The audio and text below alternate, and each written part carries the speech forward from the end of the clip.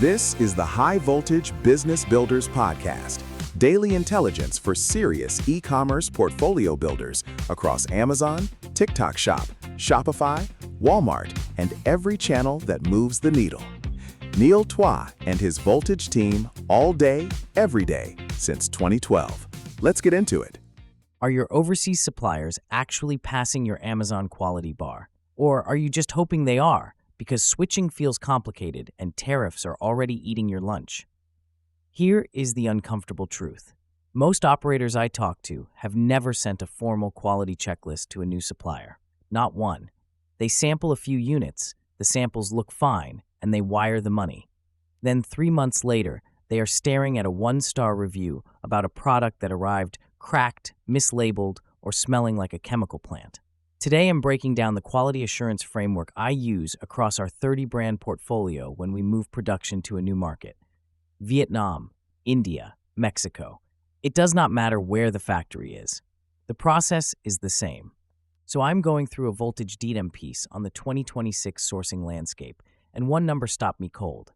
A seller doing $80,000 a month with a 35% cost of goods ratio could see an additional $8,400 per month in costs just from a 30% landed cost increase. That is over $100,000 a year in margin erosion. Gone. Not from bad ads, not from a competitor undercutting price. From a sourcing decision they have not revisited. The sourcing map is being redrawn right now, not in 2027, now.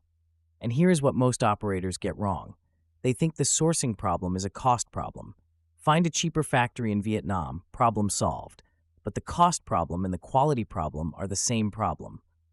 When you rush a supplier switch because tariffs are squeezing you, you skip the vetting, you skip the spec documentation, you skip the pre-shipment inspection, and then you get inventory that technically costs less per unit but generates returns, bad reviews, and account health flags that cost you 10 times more than the tariff savings. I have watched this happen across categories: home goods, supplements, consumables.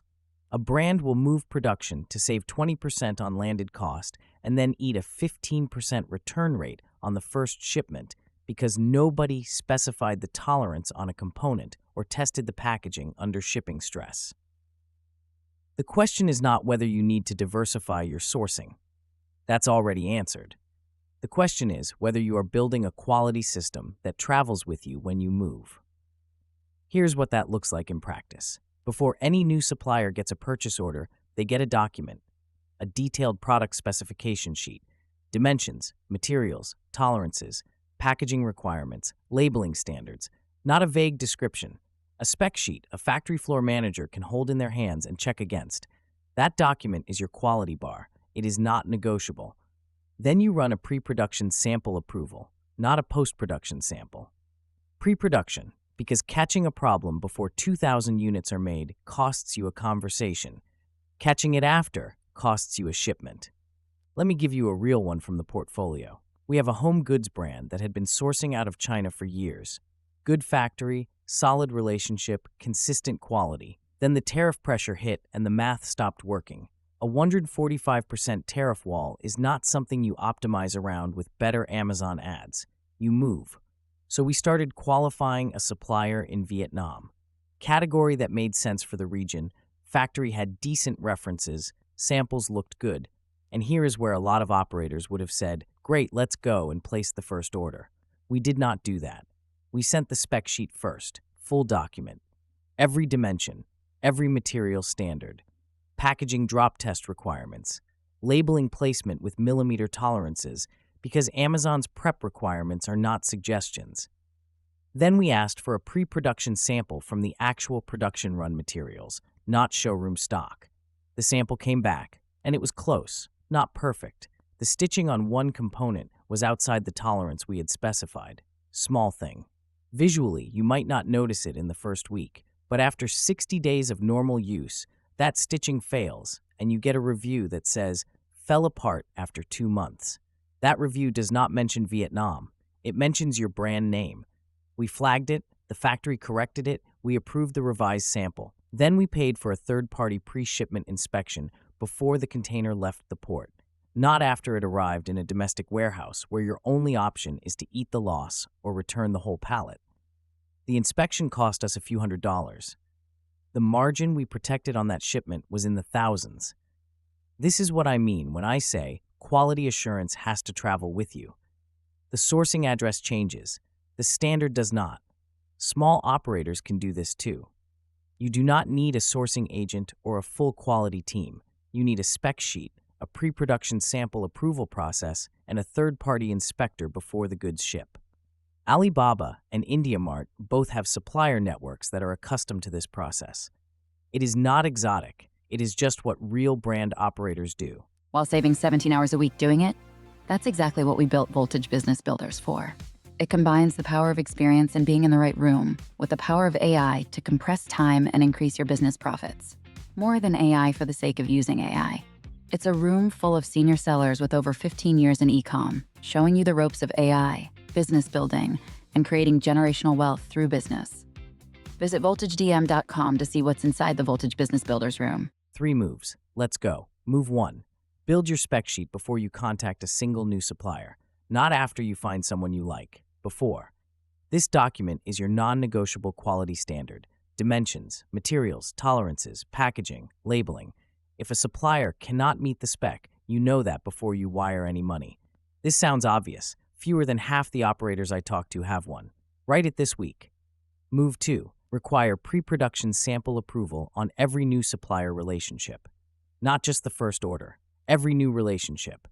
A pre-production sample is pulled from the actual materials and processes the factory will use for your run.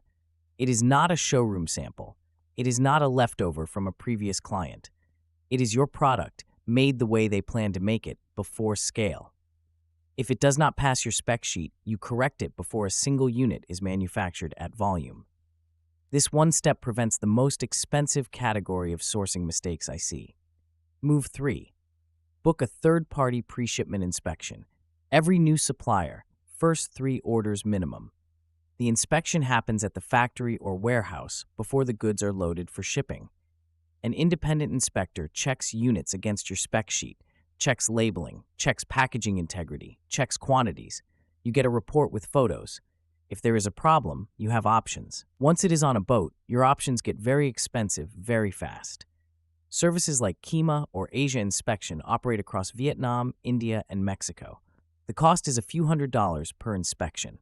The cost of a failed shipment is measured in thousands, sometimes tens of thousands. Here is the thing nobody wants to hear. This process adds time. It adds a week or 2 to your first order cycle with a new supplier. Good. That time is the difference between a brand that survives a sourcing transition and one that takes a quality hit it cannot recover from. Your Amazon account health, your review velocity, and your customer trust are not worth the 2 weeks you saved by skipping the inspection. Build the system once. It runs on every new supplier after that. Almost automated. That is the point. If any of this hit close to home, you are probably also realizing that managing quality across multiple suppliers in multiple countries means your data problem just got a lot bigger. More sourcing decisions, more SKUs to track, more cost variables changing every week, same 24 hours. Most sellers try to manage that with tabs. A tab for ads, a tab for inventory, a tab for listings, a tab for supplier communications. AI tools look like the answer. But here's the problem. Bad data in means bad calls out. If your numbers are scattered across spreadsheets and browser tabs, the AI is not saving you time. It is making expensive mistakes faster. That is not freedom. That is chaos with nobody steering. Here is what works. Caiman Data pulls your live Amazon numbers into one clear picture. Ads, listings, sales, inventory, all of it in one place. You can see what is working and what is costing you money. Not another spreadsheet that eats your Sunday night. You stay in charge. You see the reason behind every number before you make a call. Nothing runs without your approval. You are the CEO of this thing. Caiman Data just makes sure you are looking at the right information when you make the decision.